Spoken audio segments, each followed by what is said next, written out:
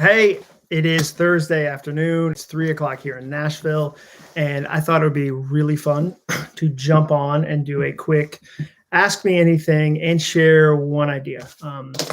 I've got a notebook full of ideas. This is where I keep them, and I know that when I go to my index, I keep an index so I know how to find stuff.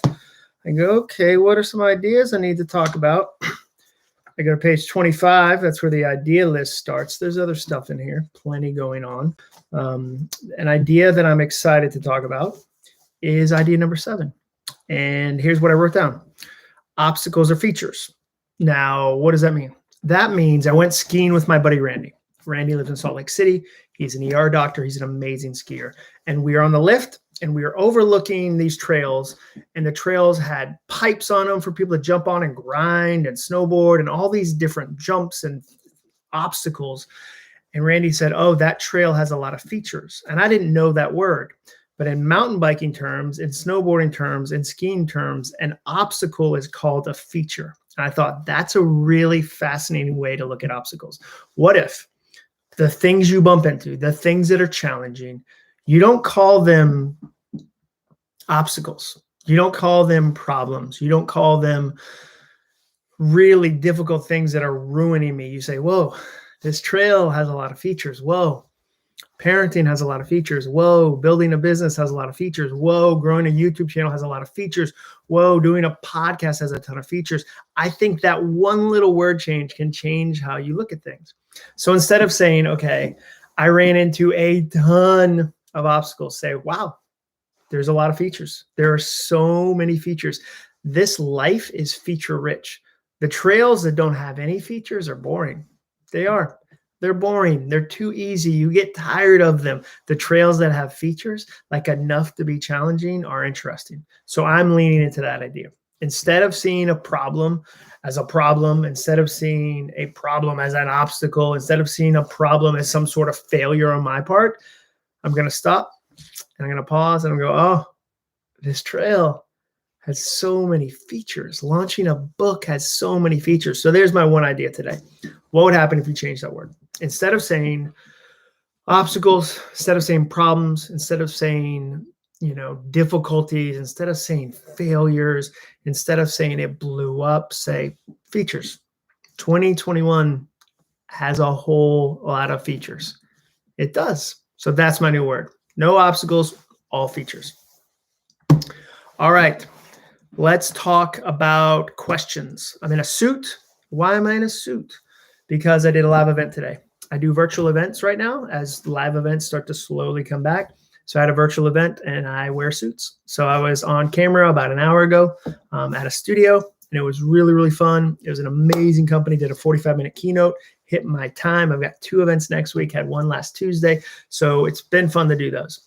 That's why I'm in a suit. Okay, I'm going to go through these. If you have questions, let me know. Okay, ODE leaders, you were very vocal about 500 finishers. Did you hit your goal? Great question. I want to get 500 finishers to go through the finish course. We ended up at like 452, which is great. I was excited about that. Did I want 500? Of course. But we've got a soundtracks course coming out. I've got a new book called Soundtracks. There's a soundtracks course. I think we'll 100% hit 500 with soundtracks. So I felt great about it. Thank you for asking. Judith, I'd love some ideas you might suggest to reduce the number of features for promoting a self-published book. Here's what I would say. Sometimes it's not about removing features. It's about extending the timeline you get to work on them. Because I find if I give myself more time, it takes a lot of the pressure off. So often when you're launching a product, you're launching a podcast, you're launching a YouTube channel, you're launching a book, you give yourself this really narrow window. You go, okay, like this 1 week is the whole thing. This 1 month is the whole thing. But the reality is you have a much longer time frame than you think. So if I was trying to promote a self-published book, I would go, okay, I don't have to do it all this week. I don't have to do it all this month. I don't have to do it all this season. Like, I'm going to talk about this book the entire year. You'll notice on Sundays, I tend to talk about my books on Instagram. I post about Finish. I post about Soundtracks. Finish came out almost 4 years ago. I'm still talking about it. So give yourself, kind of release that pressure valve. You're going to talk about it for a lot longer, and it removes some of the pressure. Are you still a knife guy? It's funny you ask that, Aaron. I appreciate it. What's this? Oh, it's a knife right here in my hand. Let's see if I can close it. It's probably the wrong way. I'm barely a knife guy. But I do have this knife near me. So I called that up pretty quickly as soon as you mentioned it. I was like, what? Life coach Sandra Littlejohn, when are you releasing the soundtracks course? I'd be interested. Awesome. Thanks for asking that. So we're going to send out an email to the people that took the finish course. I think in like 2 weeks and say, hey, here's what's coming next. So we'll be telling people then. I think it'll go live like probably around June is when the course will be available. We've already filmed it. It's gorgeous. Like we did 6 different lessons. The content is really, really good. I feel really good about it. Working my butt off on the content. I think it's gonna be super helpful. But yeah, we'll talk about that course probably like it'll launch in like May-ish, June-ish. Do I like YouTube Live or Facebook Live better? I don't know. I'm still getting used to YouTube. I don't feel like I know. I still have like shaky legs on YouTube. I'm still figuring it out. I tell you what I'm loving. I'm loving podcasting. Like I've really enjoyed that. To everyone who's downloaded or watched the podcast or listened to the podcast, thank you. Like we've had 15,000 downloads in the first 2 weeks, which is super fun and a bunch of great reviews. So thank you for listening to the podcast. I should share a link to that. That seems like something you're supposed to do. I'll copy and paste that. I'm squinting because I probably need glasses, but I'm fighting it. Let's go. Here's the podcast link. Dan, I have several novels in progress going on. I'm struggling with deciding how to narrow down which one to focus on. My inspiration, motivation changes constantly. Any tips? Yeah, Dan, I would try to do one. I would not do several. I would do, unless you already have a history where several at the same time works, I would do one, dude. Like one novel is hard enough. Like here's what happens. This is just my opinion, Dan. Starting something new has a certain feeling to it. It feels good. There's progress, there's momentum, but in the middle, you always hit a challenge. You always do. And that's when another project goes, hey, you can start me. Like I'm right over here. Like you can have that good feeling again. And so then we jump over that one. We do the good feeling then. And then like we hit the middle there and we go, oh, here's another one. Here's the third one. All of a sudden you have 4 different novels going because every time you hit the sucky part of the novel, which you're going to, you get distracted to jump over to the other thing and the other thing and the other thing and the other thing. So for me, I would go one novel and I wouldn't go, I'm going to pick the perfect one. Like I would just pick the one that I felt the most like writing. Like don't get stuck going, I got to pick the perfect novel. Like forget that, dude. Just pick one and I would dedicate a specific period of time to it and specific amount of hours. Like I'd say 2021 is the year of blank. Like I know 2021 is the year of soundtracks. Like that's what I'm going to talk about. I'm talking about, I wrote a new book. It comes out in April. I can't wait for you guys to see it. We just finished the book trailer. It looks awesome. I'm not going to get distracted by a bunch of other projects because like this is the year of soundtracks. All right.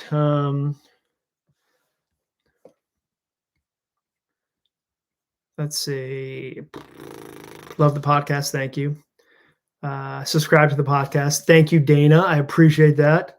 What will the course include? I have a huge stack of what it'll include. It's 6 different lessons. The lessons were really amazing. I don't want to go too much into it because then I think I don't want to spoil that the book is about to come out. So I got to keep the soundtracks course a little bit on the wraps because the book's about to come out. So I don't want to spoil anything. Let's see. Aaron, what are some of the newsletters you've signed up for? Who are other creators or thinkers you regularly follow? 2 of my favorite newsletters.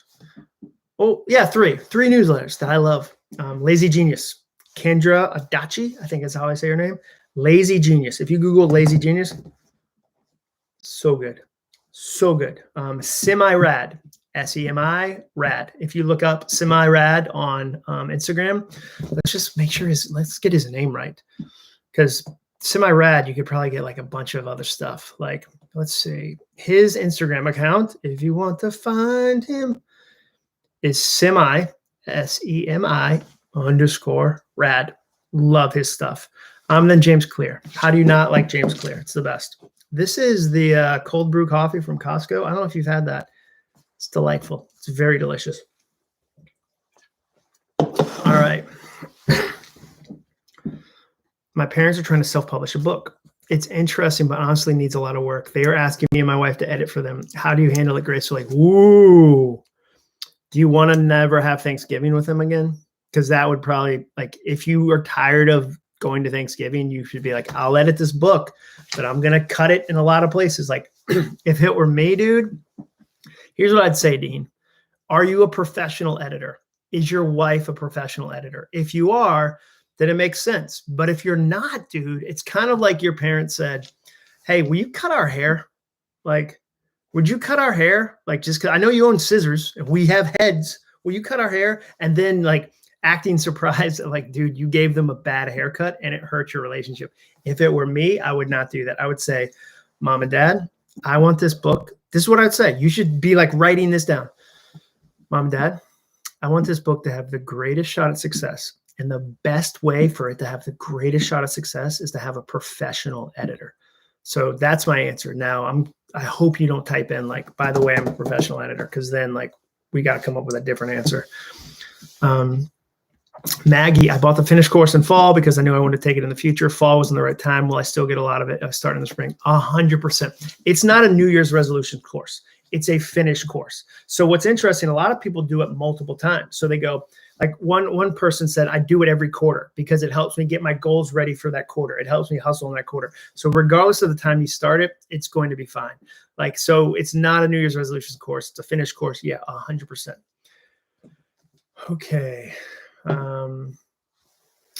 Will you be sharing the grid you use to keep track of all your current goals? I love the podcast episode that talked about different goals for different areas of life, but keeping track feels womp womp. Joy, great question. Yes, I will. I'm actually, so, like, here's something I'm kind of working on. This is a habit grid that I use for my goals. I'm thinking about maybe doing my own notebook at some point. I've been in discussions about that. I love notebooks. Like, those are all boop, boop, boop. Those are all notebooks right there. That is a sign that says real words last, because I lost most of the letters. And that's all I could figure to spell. Like, I was like, what do I say that seems like thoughtful? That's all I could come up with. But yeah, I'll totally do a video about that process, because it's really helped me over the years. Let go of the glasses fight I gave in 3 months ago and got readers. Now I can see. Yeah, maybe I'll do that. Maybe someday I'll show up and you guys will be like, are there lenses in there? Is Jon Acuff a glasses guy? And I'll probably be the guy that's like, they're red. Like, the frame is red, or like it's like a neon green and it becomes like a signature. I'm like, what? Do you have any advice for two 20-year-olds trying to start a podcast? Yeah, so I would study people who are great at podcasting.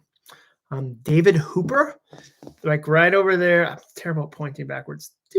Right above my finger is a book by David Hooper, Hooper, about podcasting. It's a really good book. So go to Amazon, look up David Hooper, read his book about podcasting, and then go slow. Like, don't say you're going to release an episode like every week if you're not going to. Like, do one every other week. Let it build, let it build, let it build. Don't go like, I got to do 3 right out of the gate. Like, forget it. Like, give yourself some pace.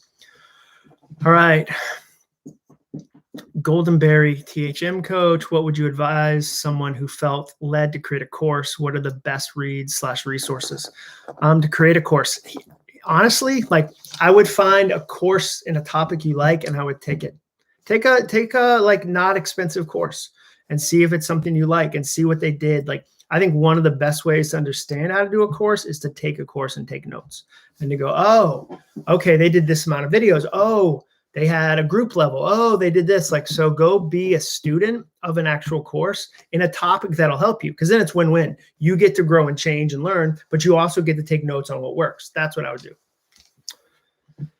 Love to see a video on how you journal. I've never really understood journaling. Yeah, I'll totally do some more of that, because journaling, like, this journal has been really helpful. This is the last journal I had, been super helpful. So yeah, I'll totally do that. Good afternoon, John. Love those things. Thank you, Andrew. Good to see you again.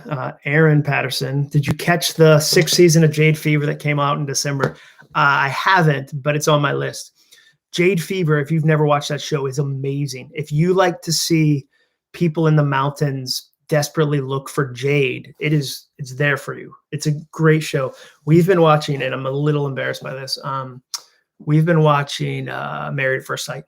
That is our cheesiest, like, Married at First Sight. Oh my gosh, that is our jam. And it's so terrible. They should call it strangers yelling at each other while they get progressively drunker because of producers. Like, I know the producers are like, you guys aren't fighting enough. Like, green alcohol. I feel like that's roughly how the show goes.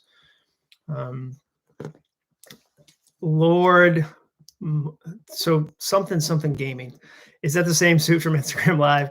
Yeah, of course it's the same suit. Like, what am I gonna go change another suit from Instagram Live? Like, I have like 2 suits. Like, and I can't wait to get out of this one. I'm not changing suits between social media platforms. That is ridiculous, sir. Jade Fever, yeah, I agree. Jade Fever is amazing. All right, let's see. What's the lapel pen? It just came with the suit. Like, I wish it had more meaning and significance, but it came with the suit. I think I'm supposed to leave it in. I don't know. Maybe I'm supposed to take it out. How do I pursue my dreams while working a job that I hate? So I wrote a book that talks about that. If you read Do Over, the book is called Do Over. Give that a try. It talks about that. But the big thing is you find time on the side of that job to do the thing you love. And what's interesting is the more you work at the side hustle, the better you become at your job. Because here's the thing. You can't half do a job for 40 hours a week and then think you'll hustle on the weekend. You're training yourself all week. The job you hate is practice for the job you love.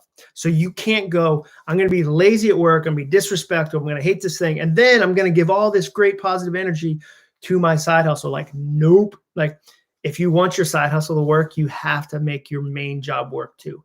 Because you don't want to go home full of bitterness and then think you're going to have hope when you work on your side hustle. So do it in small portions, but just know, like, in order to make your side hustle succeed, you've got to find some degree of competency, joy, excellence, whatever, in your main thing, in your day job, so to speak. Finished course is good anytime, and I love the podcast. Thank you so much for listening to both the podcast and the finished course.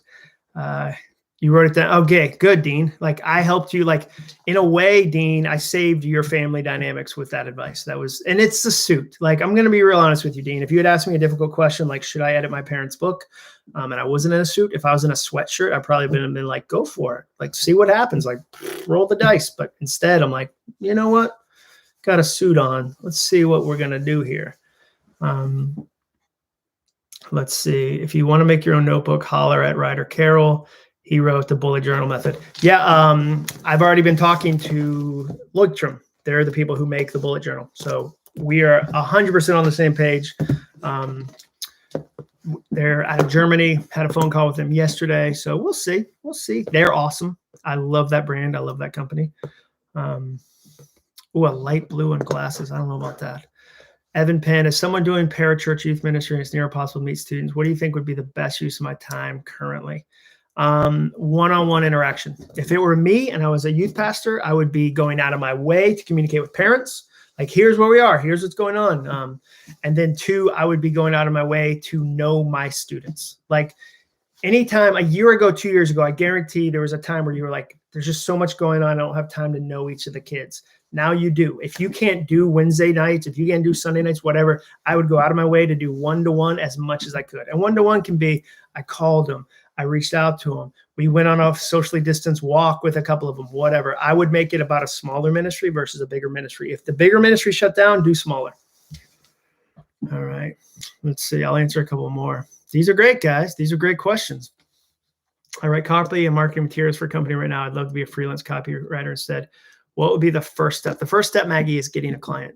So it took me a few years to build up a kind of stable of copywriting needs, like where a client realized, oh, you do that. I didn't know you did that.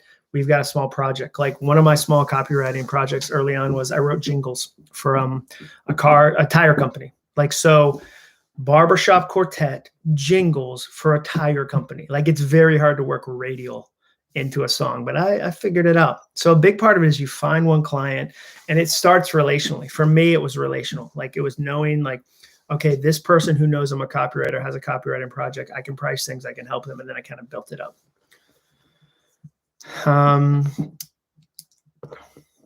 Took the finish course 2 weeks ago, finished my book today I've been writing, got picked up by a small publisher. Dude, how about that? Like how do you screenshot a Mac? Do you guys remember what's the buttons? It's like, there's 3, like, I think there's some sort of like, what is it? I always forget. It's like Shift Command 3. Somebody smart, tell me how to screenshot a Mac. Cause I don't want to take out my phone and take a picture of it. That's like the most old man thing you can do, is like taking a photo of a thing you can just screenshot. So somebody, because I don't want to leave this feed to go. Shift Apple 4. Let's see. Shift Apple 4. Shift Command 4. That feels right. Let's see if that works. It didn't work. What's Shift Apple 4? I don't even see Apple. Where's Apple? Man, I feel like 9. I'm just going to Google it. Judith, I don't think I have Apple on my keyboard right now.